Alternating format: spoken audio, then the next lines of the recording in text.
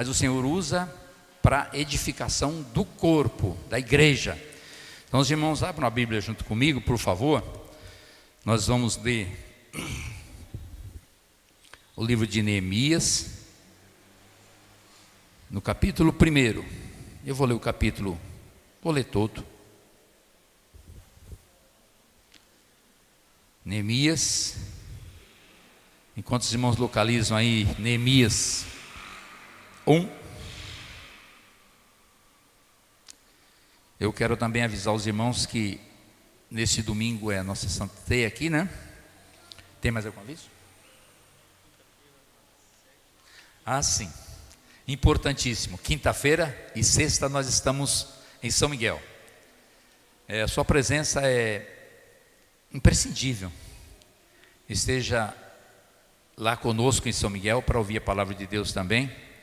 E também atendendo a convocação dos nossos líderes, né? Nós temos que ser obedientes em tudo aos nossos líderes. Vamos então ler Neemias 1:1. As palavras de Neemias, filho de Acalias, e sucedeu no mês de Quisleu, no ano 20, estando eu em Suzã, a fortaleza, que veio Anani, um dos meus irmãos, ele e alguns de Judá, e perguntei-lhes pelos judeus que escaparam e que restaram do cativeiro e acerca de Jerusalém. E disseram-me: os restantes que não foram levados para o cativeiro, lá na província estão em grande miséria e desprezo, e o muro de Jerusalém fendido e as suas portas queimadas a fogo. E sucedeu que, ouvindo eu essas palavras, assentei-me e chorei, e lamentei por alguns dias, e estive jejuando e orando perante o Deus dos céus, e disse: ah, Senhor, Deus do céu, Deus grande e terrível, que guardas os concertos e a benignidade para com aqueles que te amam e guardam os teus mandamentos. E sejam, pois, atentos os teus ouvidos e os teus olhos abertos para ouvires a oração do teu servo, que eu hoje faço perante ti, de dia e de noite, pelos filhos de Israel, os teus servos. E faço confissão pelos pecados dos filhos de Israel, porque pecamos contra ti. Também eu e a casa de meu pai pecamos. De todo nos corrompemos contra ti. Não guardamos os mandamentos, nem os estatutos, nem os juízos que ordenaste a Moisés teu servo. Lembra-te, pois, da palavra que ordenaste a Moisés teu servo, dizendo: vós transgredireis, e eu vos espalharei entre os povos. E vós vos convertereis a mim, e guardareis os meus mandamentos, e os fareis. Então, ainda que os vossos rejeitados estejam no cabo do céu, de lá os ajuntarei, e os trarei ao lugar que tenho escolhido, para ali fazer habitar o meu nome. Esses ainda são teus servos e o teu povo que resgataste com a tua grande força e com a tua forte mão. Ah, Senhor, estejam, pois, atentos os teus ouvidos à oração do teu servo e à oração dos teus servos que desejam temer o teu nome. E faze prosperar hoje o teu servo e dá-lhe graça perante este homem. Então era eu, copeiro do rei. É uma mensagem que eu tenho sede, tenho vontade de ouvir ela de grandes pregadores, né? Tenho vontade de ouvir, porque o meu conhecimento é bem limitado. Mas mesmo aqui o Senhor tem falado bastante comigo. Tem falado de uma situação em que nós muitas vezes não damos conta do que está acontecendo nem perto da gente. Nem aqui mesmo nós não damos conta de ver a necessidade do meu irmão que está do meu lado, a necessidade do meu companheiro que está do meu lado, do teu companheiro que está do teu lado. E muitas vezes nós desprezamos isso porque nós estamos tranquilos, estamos sossegados, temos conforto, estamos bem-sucedidos, né?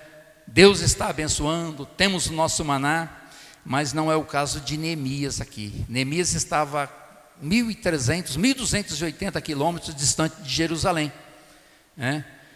Quando foi levado cativo, estava a uma distância muito grande de Jerusalém, mas nunca deixou de se preocupar com aqueles que ficaram lá. Por quê? Porque tinha o seu coração voltado para o reino. O reino naquela época era Israel. O reino nosso hoje é os céus, é o reino do Senhor Jesus. E o reino era os céus, e todos que estavam distantes voltavam seu coração para Jerusalém, que era o reino deles, a terra de onde ele tinha saído, a capital de onde ele tinha saído. E a Bíblia relata aqui, medindo em distância, que eles estavam muito longe. Neemias estava muito longe, mas não se esquecia de orar pelos seus irmãos, os seus patrícios que ficaram desprezados, porque todo o pessoal de Jerusalém, Israel, foi levado cativo. Todos eles foram levados cativos porque desobedeceram a ordem de Deus, e Deus havia prometido que se eles desobedecessem, seriam levados cativos. E as promessas de Deus, seja para punir, ou seja para abençoar, cumprem. As promessas de Deus, seja para punir, ou seja para abençoar, se cumpre. Falhou aqui, eu repeti. Então, Neemias estava naquela distância, mas não se esquecendo. E chegando alguém de Jerusalém, a primeira pergunta dele foi: como estão os meus irmãos em Jerusalém? E ouvindo o relatório, a Bíblia diz que ele chorou, rasgou as suas vestes e chorou.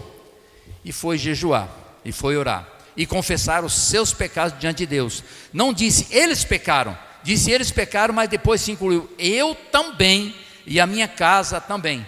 Porque quando um membro do corpo de Cristo padece alguma coisa, eu tenho que estar junto com eles. Porque se a minha unha sofrer, todo o meu corpo sofre. E é isso que a Bíblia está nos mostrando nesta noite.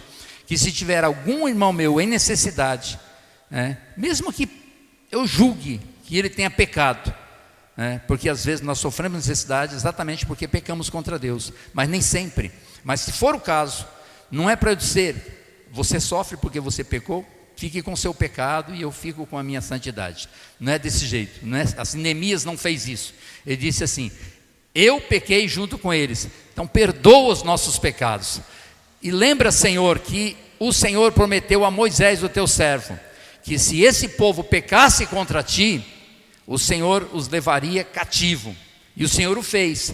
Mas também a tua promessa é: se eles se voltarem para ti, se eles se arrependerem dos seus maus caminhos, se arrependerem dos seus pecados, então eu torno a trazer.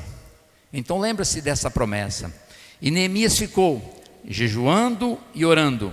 No final do nosso capítulo lido, ele disse assim: ah, Senhor, estejam pois atentos os teus ouvidos à oração do teu servo e à oração dos teus servos que desejam temer o teu nome. Os teus servos que desejam temer o seu nome. E faze prosperar hoje o teu servo, falando dele, e dá-lhe graça perante este homem. Ele falava do rei, porque ele tinha que fazer alguma coisa, mas ele só podia fazer alguma coisa se o rei autorizasse. E o rei era incrédulo e cruel, mas a oração ele fez aquele que pode mudar os corações, aquele que quebranta os corações, aquele que vai lá naquele que é impossível, naquilo que é impossível e transforma aquilo. Eu não tenho força e nem posso chegar diante do rei com uma conversa dessa, porque eu coloco o meu pescoço a prêmio. Foi isso que Neemias fez, porque ele diz aqui, então eu era o copeiro do rei. Só que o copeiro do rei, às vezes nós lemos aqui como sendo uma função banal, pequena, que é alguém que lava prato, né? Mas ao contrário, estudando a história, nós sabemos que os copeiros naquela época era o único, ou quase o único, que tinha acesso ao rei, porque o copeiro estava sempre diante do rei. O copeiro, além de fazer a comida, ele era o primeiro que se alimentava dela na presença do rei, para livrar o rei de um possível envenenamento, uma possível morte.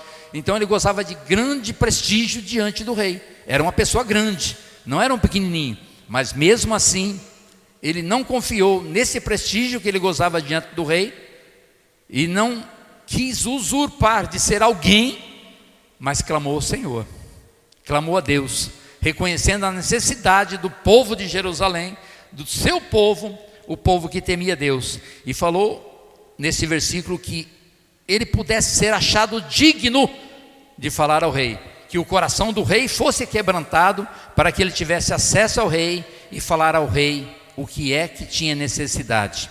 Neemias então jejuou do mês de Quisleu, que nós lemos aqui no começo.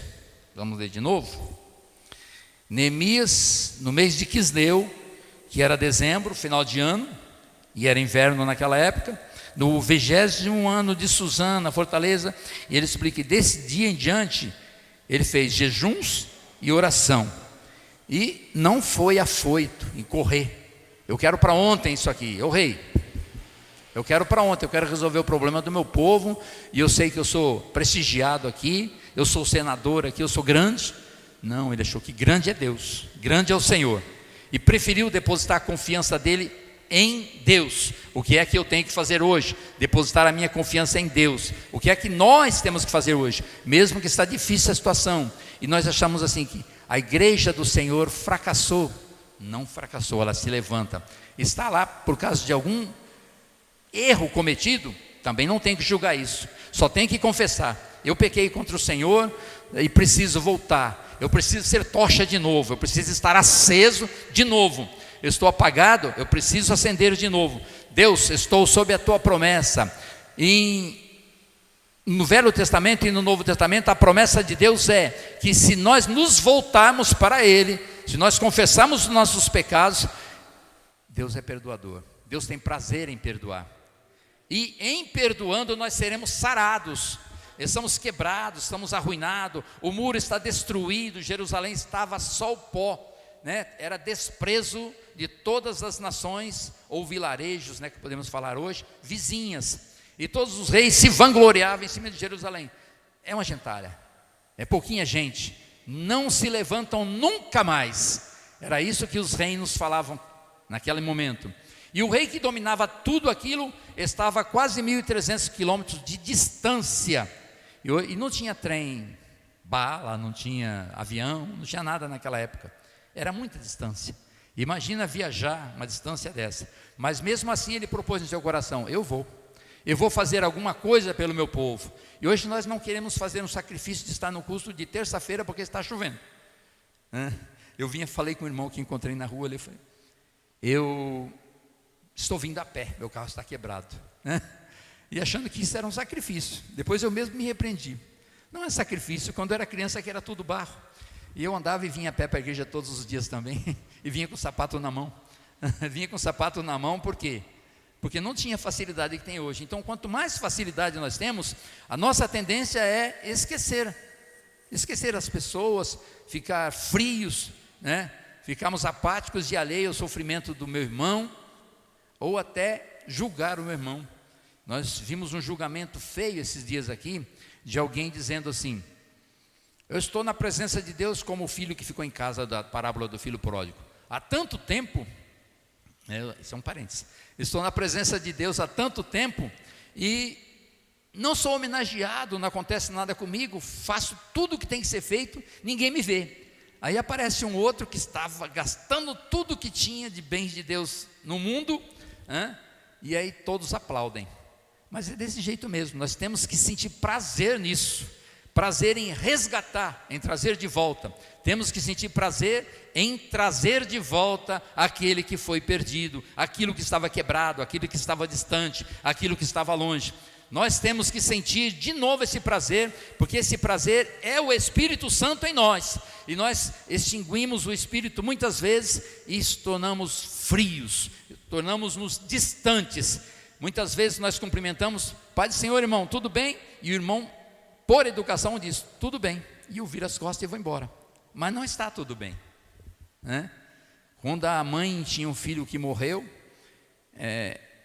alguém perguntou para ela assim, o servo do profeta: está tudo bem? E ela disse: está tudo bem. Mas não estava com o filho morto. Mas ela queria encontrar aquele com quem ela podia dialogar e confrontar, E muitas vezes a pessoa fala: está tudo bem, porque você não parou para ver se realmente está tudo bem. Não fez como Neemias, eu vou orar, vou rasgar meu coração diante de Deus e confessar o meu pecado, e depois eu vou à obra, e não importa o tempo, e continuo orando. Quando o rei foi atender Neemias, já tinha passado 4 meses. Em 4 meses ele não desistiu.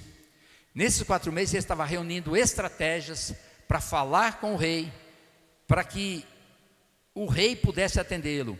Nesse tempo foi o tempo que Deus quebrantou o coração do rei, e o tempo que você espera em Deus é o tempo que Deus vai quebrantar o coração daquele com quem você vai ter que confrontar, para poder fazer a obra do Senhor. E muitas vezes nós não esperamos, não dá, não tem condição, o lugar é difícil, a condição é difícil, e eu tenho esse tropeço no meio, mas a espera é o tempo que Deus quer que você fique firme, para que Ele tire a pedra do caminho, para que Ele tire o empecilho e o embaraço, para que Ele quebre a armadilha, para você chegar onde tem que chegar.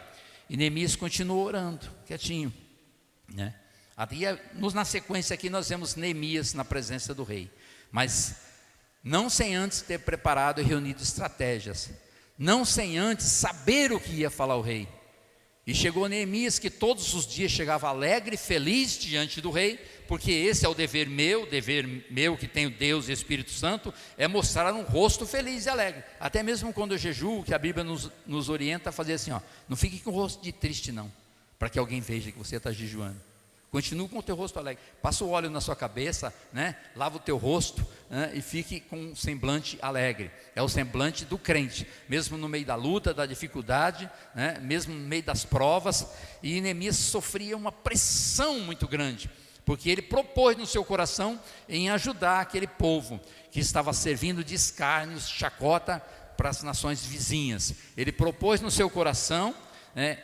E isso talvez falte em mim, propor no meu coração, mas quando eu tenho uma proposta no meu coração e é para o reino, Deus vai tirar embaraço, Deus vai quebrar o coração daquele quebrantar o coração daquele que precisa ser quebrantado.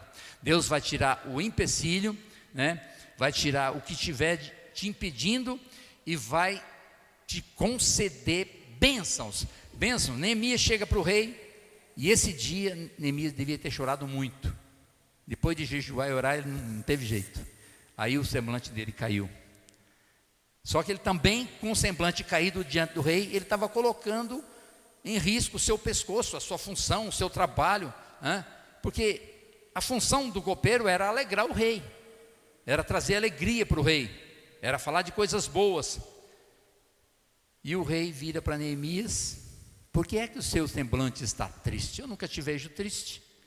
E o crente muitas vezes aparece triste também, mas não é uma constante, não é todo dia. Então foi aquele dia que era o dia do Senhor. Está triste, você está triste, eu estou vendo você triste. Por que você está assim? Aí sim, aí ele abriu o jogo.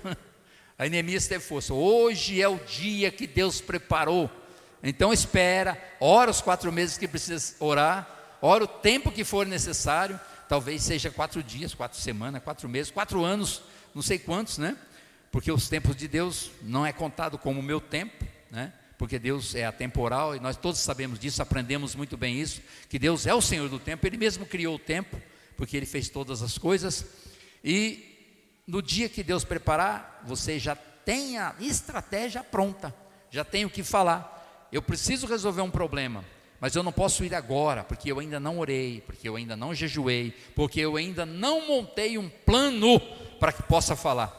Tem que ter um plano todo montadinho. Estou triste porque a terra de meus pais, rei, a terra de meus pais está sendo opróbrio, ela está sendo motivo de chacota, os muros da minha cidade estão destruídos, e o povo que está lá está em grande miséria, por isso que eu estou triste, rei. Então Neemias tinha um objetivo. O que você precisa? Quanto tempo você precisa? O rei já estava com o coração quebrantado. Quanto tempo você precisa? E ele já sabia. Nessa hora ele deu todo o relatório para o rei, né? Essa hora que você está preparado, você vai dar todo o relatório para quem for confrontado contigo, confrontar com você. Eu preciso disso e disso e disso. rei, eu preciso ir a Jerusalém, e a distância é longa, e eu não vou de avião, não vou de trem, vou a pé, vou carregando as coisas necessárias, então eu preciso de homens comigo, eu preciso de gente para ir comigo, eu preciso de trabalhadores, eu preciso de carpinteiros, pedreiros, marceneiros, eu preciso de toda sorte de especialistas em obras, em reconstrução. Foi audacioso, mas Deus já tinha feito a obra, Deus já tinha quebrantado o coração do rei. Então você vai. E ele saiu e virou as costas e foi. Não, tem mais coisa, rei. O plano de ação tinha que estar completo. Então nós não devemos ser crentes apáticos, crentes sem plano de ação, sem saber o que vamos fazer. Eu, Isaías, fui exortado nisso. Eu não posso estar assim, Deus proverá, Deus faz, eu sei que Deus faz mesmo, Deus pode todas as coisas, eu já disse isso, irmãos, eu sei, Deus pode mesmo, Deus pode todas as coisas, mas o que é a tua parte, a parte humana, você deve estar preparado para fazer, eu devo estar preparado para fazer. Deus nunca chamou, quando Jesus estava na terra, Ele chamou pessoas para estarem ao seu lado, não foi isso? Jesus jejuava, orava e convidava alguém. Mas Jesus nunca chamou alguém que estava vadiando, que estava à toa.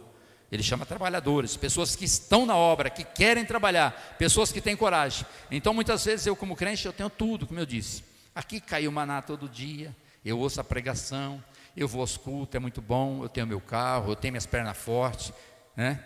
Eu tenho saúde física, eu tenho inteligência emocional, inteligência cerebral, eu tenho, está tudo tranquilo, então eu posso ficar sossegado. Na hora da angústia, a Bíblia diz assim: eu te livrarei da hora da tentação que há de vir sobre todo mundo. Então, tudo bem, posso ficar tranquilo, Deus é provisão. E hoje mesmo ainda citei a palavra de Abraão, assim: meu filho, Isaac, Deus está lá, no futuro, que ao pé da letra é isso mesmo que está escrito lá, Deus está lá, Deus proverá isso, Deus está no futuro, então fique tranquilo, né? Mas Abraão já tinha ouvido toda a história, sabia, né, quem era Deus, conversava com Deus, e para eu falar isso, não, Deus proverá. Para eu falar isso, eu também tenho que ter essa intimidade com Deus, né? Eu tenho que ter essa intimidade com Deus. Esses dias eu vi na internet aí, nos YouTube da vida, uma postagem pequena, que dizia assim: é melhor você ter intimidade com Deus, e se referia a Lázaro, do que ter uma carteirinha de oficial na igreja. Os discípulos às vezes não sabiam o que Jesus estava fazendo, mas Lázaro era amigo de Jesus, né? Então é melhor que eu seja amigo de Jesus do que eu possa ter uma credencial de repente. Uma credencial não quer dizer nada, não diz nada mesmo, se eu não for íntimo de Deus. Então não tem estratégia, não sei o que fazer, não sei por onde ir, e eu fico naquela. Deus é bom, Deus é meu Pai. Aí Salmo 24, o Senhor é o dono do ouro e da prata. Não é isso que está escrito no Salmo 24? Que a terra, o mundo e tudo que há pertence ao Senhor. Então nós somos do Senhor, né? Então eu sou do Senhor. Deus vai me evoluindo aí no caminho que eu tenho que ir. Muitas vezes nós andamos mesmo tateando, Jesus do nosso lado, mas eu não posso ser uma pessoa apática e uma pessoa sem compromisso com a obra, uma pessoa sem ter um plano, uma estratégia. Eu não posso deixar, não vou estudar, não vou fazer, não vou ler a Bíblia, porque Deus proverá. Deus é meu Pai, eu já aceitei Jesus, está tudo bem. Não é para isso que Deus te chamou. Os trabalhadores que foram chamados para a seara do Senhor, a Bíblia diz que Deus chamou uns de manhã, outro ao meio-dia e outro a 10ª hora, mas todos foram para a seara para trabalhar. Então todos nós somos cooperadores com Cristo na igreja do Senhor. Então eu não sou cooperador porque estou na porta, e nem sou cooperador porque estou no púlpito. Cada um de nós somos cooperadores nesta obra e nessa seara. Então todos nós temos que ter uma ação diante de Deus. Não podemos estar inerte e devemos tomar o exemplo de Neemias, né? Eu tenho que fazer isso, mas eu vou me preparar nisso. Eu quero pregar a palavra de Deus, mas eu tenho que aprender lendo, né? Eu quero pregar com poder, eu tenho que aprender lendo e orando Mas eu quero que tenha muito poder. Eu quero aprender lendo, orando, consagrando a minha vida. Então tem todo um caminho para ser feito. E às vezes nós lemos a Bíblia apenas como um livro para dizer assim: eu li a Bíblia esse ano. Não é isso? Eu já fiz isso, a primeira vez que eu li a Bíblia. A primeira vez que eu li a Bíblia, eu disse: eu li a Bíblia esse ano. Mas aquilo não é o suficiente, né? Mesmo porque a palavra de Deus nos é dada a interpretação pelo Espírito Santo conforme a necessidade que temos e a igreja tem. Então, quer dizer, se eu li a Bíblia hoje, eu leio o mesmo versículo amanhã, mas o Espírito Santo me mostra um caminho mais excelente. O Espírito Santo te mostra um caminho mais excelente.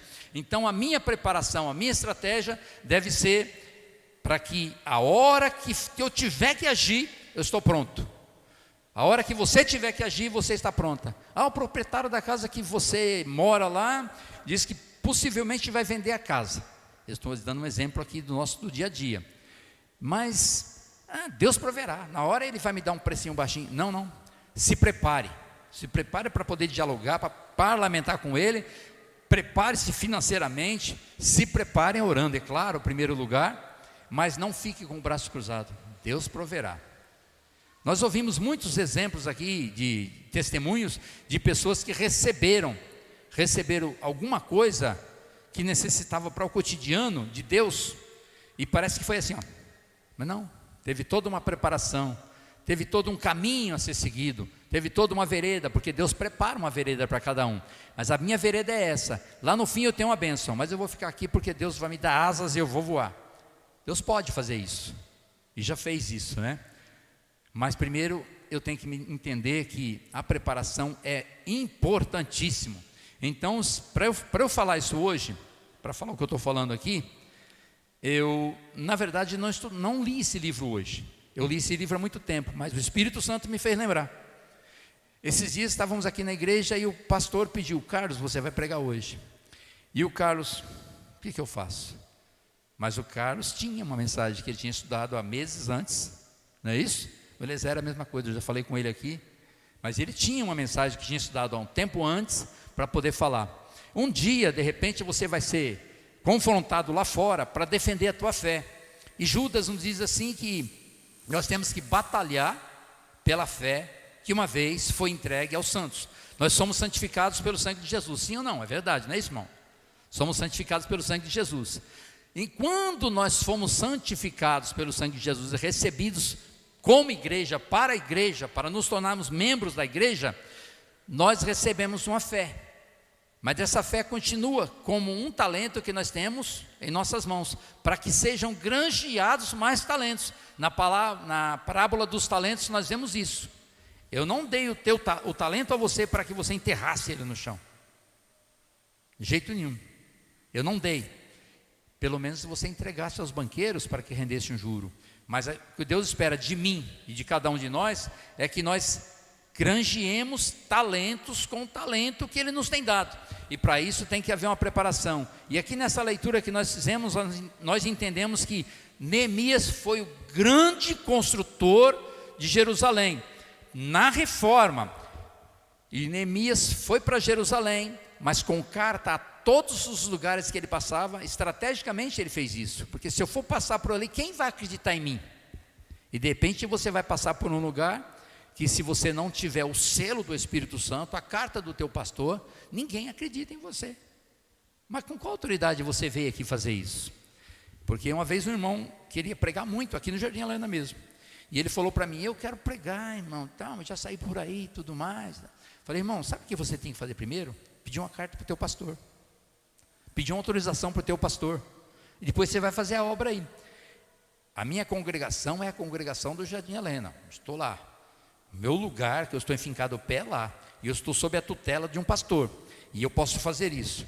É que hoje às vezes nós temos pessoas que querem pregar, anunciar o evangelho, falar, entrar nos becos, e não tem essa autorização. Então prepare-se, leia a Bíblia, jejue, consagre, chore, né? E na hora certa você vai e está encaminhado. Neemias tinha as cartas do rei para todos os reis, e mais que isso, para que todos os reis lhe ajudassem. E ele granjeou dinheiro, madeira, ferro, tudo o que foi necessário e bois e carros para que levasse e transportasse isso também, e chegasse a Jerusalém. Irmãos, lendo o livro de Neemias vão perceber uma história muito linda. E ele chegando em Jerusalém, ele não chegou de mãos banando, de jeito nenhum. Aí a Bíblia diz que quando ele chegou lá, ele ficou quietinho na dele, foi orar de novo. Já cheguei, Senhor, agora é outra estratégia, tem que ir de novo. E a Bíblia diz que ele reuniu, pegou um cavalo e um moço e saiu para ver o que acontecia, sem fazer alarde nenhum, porque ele ainda não tinha tudo pronto ali, nem sabia como estava ali. Então vivemos de estratégia, vivemos buscando sabedoria em Deus, buscando às vezes no oculto mesmo, na sua mente, falando com Deus, e no preparo do Evangelho da Paz, preparando-se na Bíblia, no entendimento e no conhecimento de Deus, de Cristo nosso Senhor. E ele foi ver o que tinha em volta tudo, e diz que ele rodeou o muro, viu onde estavam as brechas, onde era o ponto mais vulnerável, onde faltava o portão, né? E não contou nem para os moços que estavam com ele todos, para ninguém que foi com ele, ele contou, mas ele foi lá e fez isso, para montar a estratégia dele, para saber onde ele colocaria esse profissional, aquele profissional, para que fosse construído o muro. E os irmãos conhecem a história, que não dá tempo para nós falarmos aqui, seria talvez um estudo para várias terça-feiras, como o pastor Ivan faz aqui, né? Como ele conseguiu reconstruir os muros de Jerusalém, e tantas perseguições, e tantas pessoas querendo desanimá-lo, mas ele tinha se preparado, ele tinha alicerce, já estava alicerçado, sabia que Deus fora com ele, trouxera ele de um lugar tão distante, né? E depois, mais tarde, ele tornou-se governador dali, quer dizer, ele foi grande, mas antes dele ser grande, ele foi humilde, se humilhou na presença de Deus, se humilhou na presença do rei, né? E não soltou a mão da ferramenta de trabalho, espada e a colher de pedreiro, ou o que fosse naquela época, não soltou das suas mãos. Quando alguém quis dissuadi-lo de continuar aquela obra, ele disse assim: eu não posso, eu estou empenhado numa grande obra. Então nós estamos empenhados numa grande tarefa, numa grande obra, né? E se você já começou, continue, não largue a mão da ferramenta de trabalho, continue nessa obra, obedeça em tudo a ordenança do Senhor. A estratégia que foi montada e que foi te dada pelo Espírito Santo, e não foi por sabedoria humana, mas foi sim porque nós quisemos obedecer à voz do Senhor. Se não quiséssemos obedecer à voz do Senhor, não temos estratégia nenhuma, e qualquer estratégia que fizermos em nós mesmos, sem nos humilharmos diante de Deus, ela é vã, não serve para nada. Mas ele foi vitorioso, porque se humilhou diante do poderoso Deus, não dos reis daquela época, e nem do rei que se achava o grande rei, e ele era o grande porque era dominador de todas aquelas terras. Mas maior que o obstáculo que está na sua frente, maior que o rei que você possa enfrentar, está o Senhor nosso Deus, está o Senhor diante da tua presença ali, porque o Senhor se apresenta diante de, como se apresentava diante de Abraão. Nós não vemos hoje como Abraão via, mas o Senhor está aqui, o Senhor está quando nós oramos, o Senhor nos ouve quando nós clamamos. Então o que nós precisamos fazer é fazer como Neemias, buscar o Senhor, santificar a nossa vida, orar, clamar e mostrar para Ele o problema, depois de termos confessado os nossos pecados. E às vezes nós pecamos porque não confessamos o pecado, então aumenta a nossa culpa, né? Mas primeiro o que ele fez foi: nós pecamos contra ti, e agora, Senhor, me dá graça diante desse homem. Eu vou falar com ele, pode ser o presidente da república, pode ser o governador, pode ser o capitão, Deus sabe todas as coisas, Deus conhece. E por que eu estou falando, por que nós estamos falando isso? Porque nós temos que entender a ordenança de Deus. Deus ordena, o que está escrito aqui não foi escrito porque homem quis escrever, mas foi escrito porque Deus ditou, porque Deus disse que tinha que ser assim. Então está escrito para exemplo nosso, para exemplo meu, para exemplo nosso. Então não desista, e também não largue a sua ferramenta. Se você tiver que ser grande aqui, vai ser porque você obedeceu integralmente à voz de Deus, cumpriu todas as etapas até construir o muro, fechar todo o muro, até colocar os portões. Aí os inimigos fizeram a casa. E aí? Eu achava que uma raposa ia derrubar aquele muro, não é isso que eles exclamaram? Primeiro nós quisemos que ele viesse conosco banquetear, depois nós falamos mal dele para o rei, que muitas vezes alguém fala mal de você para outro. Não desiste, irmão. Se falaram mal de você, ofenderam a Deus. Entregue nas mãos de Deus. O teu trabalho tem que ser feito em Deus. Você tem que ter consciência de que Deus está mandando você fazer. Falaram mal de mim, não.